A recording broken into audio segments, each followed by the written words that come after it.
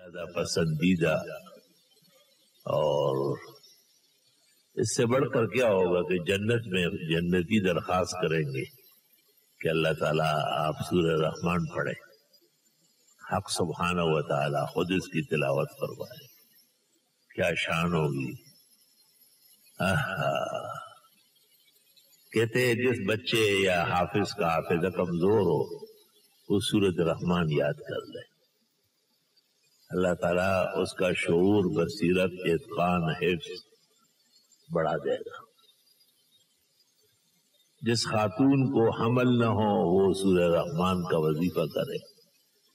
حمل ٹھہر جائے گا۔ جن کو اسقاط کا اندیشہ ہو، بعض جگہ ایسی مصیبتیں ہیں بس مسلسل بچے گرتے، سقطات ہوتی ہے، وہ بھی سورہ رحمان تیر بہدف ہے، اور مرد اور زن دونوں پڑھے تو اللہ بیٹا دے گا، اور خوبصورت بیٹا ہو۔ ایک کتاب میں نظر سے گزرا کہ استشفاء کی بڑی معدن ہے، جس طرح ہم فاتحہ اور سورہ تغابن، سورہ یاسین استشفاء کے ذرائع سمجھتے ہیں کہ اللہ اس کی برکت سے بڑی بڑی ناکارہ بیماریاں، حسد، کینہ، شر، فساد، ظلم، فتنہ ختم کر دیتا ہے۔ لکھا ہے کہ 100 گنا بڑھ کر سورہ رحمان میں اللہ تعالیٰ نے وہ برکت ڈالی ہے، اس لیے مبارک رات ہے، سورہ رحمان بھی پڑھی گئی، اور بہت زیادہ اپنے اوقات قیمتی بنائے، ہر وقت زبان ذکر الہی سے تر بتر، زبان تازہ کردم بازکاری تو، آنے انگیختم علت ازکاری تو۔ میں اپنی زبان کو آپ کی یاد سے تر بتر رکھوں گا، میں کسی کام میں کوئی بات اور وجہ نہیں معلوم کروں گا۔ ذکر کر ذکر خدا اور ہے تذکیر بس، اور جس کلام حق کہے ہر بات میں تقریر بس۔ اللہ تعالیٰ کا نام بزرگ و برتر ہے۔ پیرارے پیر شیخ عبد القادر سے کسی نے پوچھا تھا اسم اعظم کا، فرمایا ان تقول اللہ ولیس فی قلبک غیر اللہ، جب آپ اللہ کہے اور دل الوہیت الہی سے مالا مال ہو، اور کوئی اور اس وقت دل میں موجود نہ ہو، نہ متخیل نہ متصور، تو یہ اللہ کے احسانات میں سے ہے کہ اللہ نے ہمیں زندگی دی ہے، اسلام نصیب فرمایا ہے، قرآن شریف جیسی دولت عطا کی ہے۔ دیکھو باتوں کی طرف توجہ ہو تو احساس آئے گا نا۔ یہی صورت میں تو 31 جگہ گلا ہے کہ تم شکر ہی نہیں کرتے ہو۔ فَبِأَيِّ آلَاءِ رَبِّكُمَا تُكَذِّبَانِ۔ اس کتاب قرآن کریم سے پہلے 100 صحیفے نازل ہوئے، اور 3 بڑی کتابیں توریت، زبور، انجیل، لیکن الگ تحقیق عالم انسانیت میں، عالم ناسوت میں اس وقت ایک چیز بھی ان میں موجود نہیں۔ یحرفون الکلم عن مواضعہ، وہ ان کی صنعت کاری اور تخریف کاریوں کے شکار رہ گئے۔ کسی یہودی کو بھی آپ معبد میں گریبان سے پکڑے اور آپ انہیں کہے کہ کیا یہ وہی توریت ہے جو موسیٰ علیہ السلام پر نازل ہوئی، وہ کہے گا نہ۔ کسی مسیحی سے آپ انجیل کا پوچھے، اور کسی اسرائیلی سے حضرت داؤد کے زبور کا پوچھے، لیکن عجیب بات ہے کہ ایک معصوم بچہ 4 سال کا، ایک بچی 5-6 سال کی، اس کو بھی یہ یقین ہے کہ قرآن کریم اللہ کا بھیجا ہوا جو کا تو خالص وہی ہے۔ اللہ تعالیٰ نے کتنا بڑا نظام بنایا ہے کہ ہم 5 وقت فرائض میں قرآن شریف کی تلاوت کرتے ہیں۔ اللہ کی اس نعمت کا شکر ہے کہ اللہ نے ہمیں قرآن شریف عطا فرمایا ہے، اور پھر محفوظ فرمایا ہے، پھر ہمیں پڑھنے کی صلاحیت دی ہے، پھر ہمیں اجتماع کرنے کی اجازت دی ہے۔ دیکھو زکوٰۃ کا کوئی مرکز نہیں ہے، روزہ رکھنے کے لیے کوئی نظام نہیں ہے، حج کے لیے ہے تو وہ مناسک انبیاء ہے، لیکن نماز کے لیے 5 وقت مساجد، اذان، جماعت، تکبیر، یوں سمجھ لے کہ مکمل اسلام کا مکمل نقشہ اگر آپ نے دیکھنا ہو اجمال کے ساتھ تو وہ آپ کو نماز میں نظر آئے۔ اللہ اکبر۔ اور جنت کا جو ماحول ہوگا وہ بھی صلاۃ الفجر وقت صباح جیسے ہوگا، روشنی پھیل رہی ہوگی، بڑھ رہی ہوگی، اور جیسے آپ دیکھتے ہیں کہ لوگ آ رہے ہیں، جا رہے ہیں، وضو کر رہے ہیں، سنتیں پڑھ رہے ہیں، مسجدوں میں صفیں کھڑی ہو رہی ہے، یہ سارے اوقات جو ہے یہ جنت کے اوقات کا انعکاس ہے، ان کا انجلا ہے۔ اس لیے حدیث شریف میں ہے کہ وقت فجر میں ایک نور نازل ہوتا ہے، اور وہ جو جماعت سے نماز پڑھتا ہے صف میں اس کے سر پر آ کے پھیلتا ہے اور پورا جسم منور و معطر ہو جاتا ہے۔ اسی طرح اللہ کے طرف سے آنکھ کے جھپکنے میں 24,000 جلوے نازل ہوتے ہیں کعبہ شریف پر، اور وہاں سے پھر مسجد نبوی، مسجد اقصی، اور وہاں سے پورے عالم کے مساجد میں، مدارس میں، معادن ذکر میں تقسیم ہوتے ہیں۔ تو اللہ تعالیٰ کی نعمتوں کی طرف توجہ کرنا چاہیے۔ جیسے ہم یہود کے بارے میں جانتے ہیں کہ ان کو توریت ملی تھی لیکن ہے نہیں، داؤدیوں کو زبور دی گئی تھی مگر کچھ بھی نہیں ہے،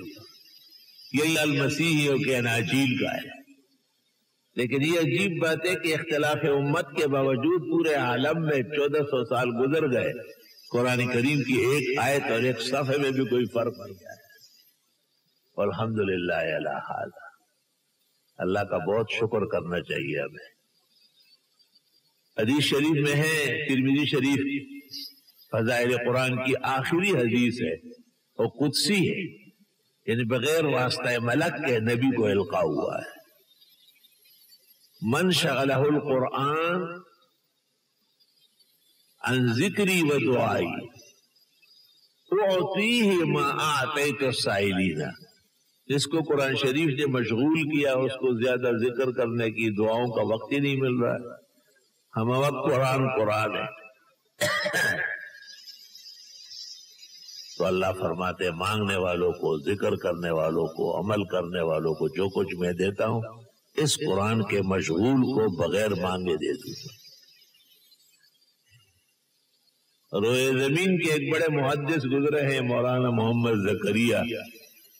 محدث سہارنپوری ثم مہاجر المدنی والمتوفى بہا،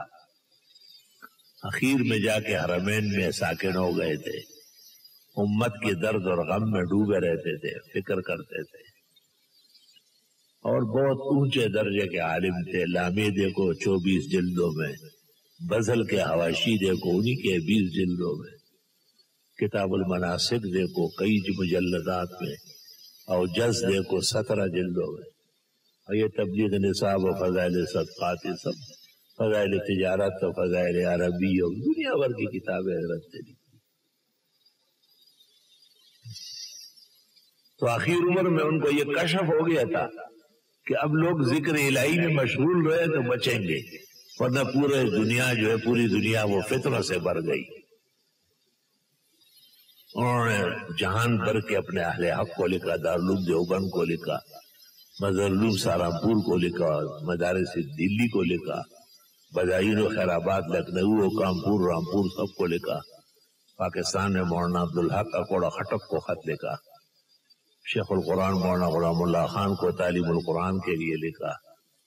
مولانا ادریس صاحب کاندیلوی کو لکھا، لاہور جامعہ شرفیہ مولانا ظفر احمد صاحب کو لکھا، یہاں سندھ میں ٹھنڈو العیار کے لیے تمام کے تمام علماء دین کو انہوں نے خط لکھا۔ اس خط میں یہ تھا کہ بس اب آپ لوگوں کو کہے کہ ذکر کرے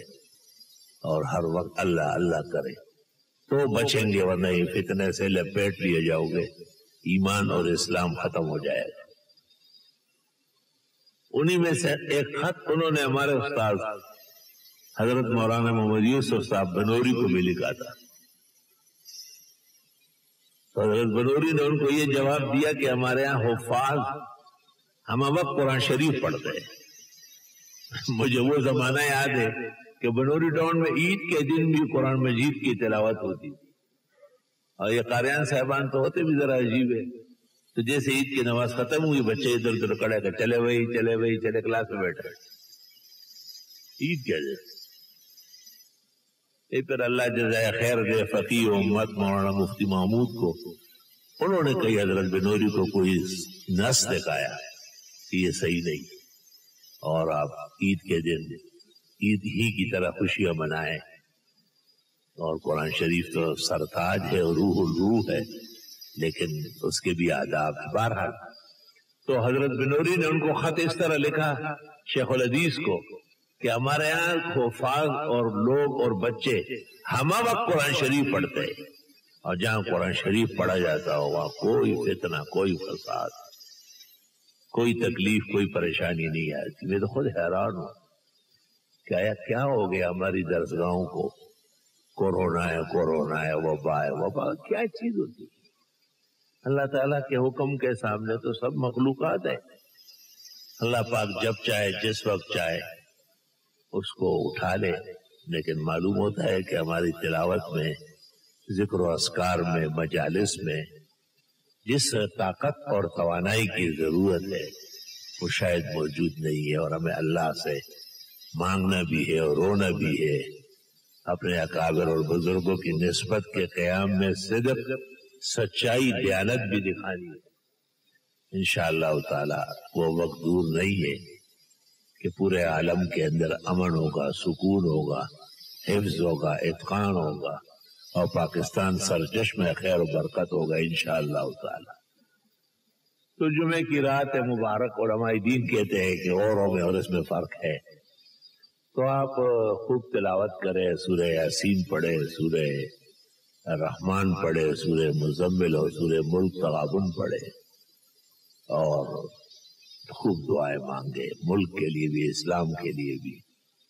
ہم عاجز اور فقیر و بیماروں کے لیے بھی۔ جتنی دعائیں کثرت سے ہو بلائیں دور بھاگے گی،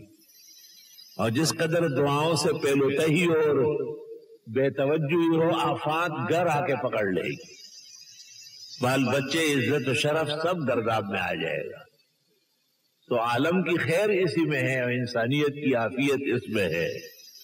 کہ آدمی اللہ رب العالمین کے حضور، اللہ تعالیٰ کے پسندیدہ اعمال، ان میں قرآن مجید ہے، ذکر ہے، استغفار ہے، صدقہ ہے، خیرات ہے، یہ سب چیزیں بہت ضروری چیزیں ہیں، اور اس کی طرف توجہ بہت بڑھ کر ہے۔ بس مجھے کوئی واعظ کرنا بھی نہیں تھا، اور طبیعت بھی صحیح نہیں، اور ہمارے یہاں تو جب میں خود موجود ہوتا ہوں، نماز پڑھاتا ہوں، تو ہر نماز میں واعظ ہوتا ہے۔ ایک طالب علم سے کہا گیا، اس نے کہا ہمارے یہاں ہر نماز میں جلسہ ہوتا ہے۔ تو اللہ توفیق عطا فرمائے، موطا مالک میں لکھا ہے کہ بنی اسرائیل کے ایک عالم جو ہر نماز پڑھانے کے بعد یعظ الناس، لوگوں کو نصیحت اور واعظ کرتے تھے۔ پیغمبر نے کہا اس کا مقام وہی ہے جو میرا تم میں ہے،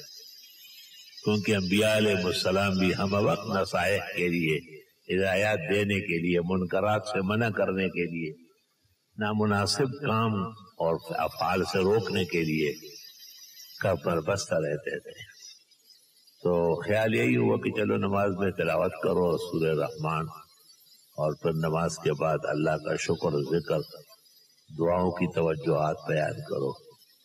انداز بیان گرچہ اتنا خوب نہیں ہے، شاید کہ اتر جائے تیرے دل میں میری بات۔ الحمدللہ رب العالمین، نستغفرک اللہم و نسألک السلام علیکم، احمدک حمد الحامدین و اشکرک شکر الشاکرین،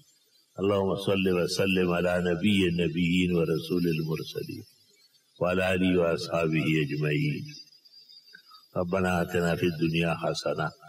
وفی الآخرۃ حسنہ وقنا عذاب النار۔ ربنا لا تؤاخذنا ان نسینا واخطأنا، ربنا ولا تحمل علينا اصرا كما حملته على الذين من قبلنا، ربنا ولا تحملنا ما لا طاقة لنا به، واعف عنا واغفر لنا وارحمنا انت مولانا فانصرنا على القوم الكافرين۔ ربنا لا تزغ قلوبنا بعد إذ هديتنا وهب لنا من لدنك رحمة إنك أنت الوهاب رب اجعلني مقيم الصلاة ومن ذريتي ربنا وتقبل دعاء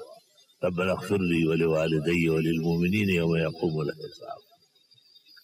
ربنا أوزعنا أن نشكر نعمتك التي أنعمت علينا وعلى والدينا وأن نعمل صالحا ترضى وأدخلنا برحمتك في عبادك الصالحين وأصلح لنا في ذرياتنا إنا تبنا إليك وإننا من المسلمين اللهم أرنا الحق حقا وارزقنا اتباعه وأرنا الباطل باطلا وارزقنا اتباعه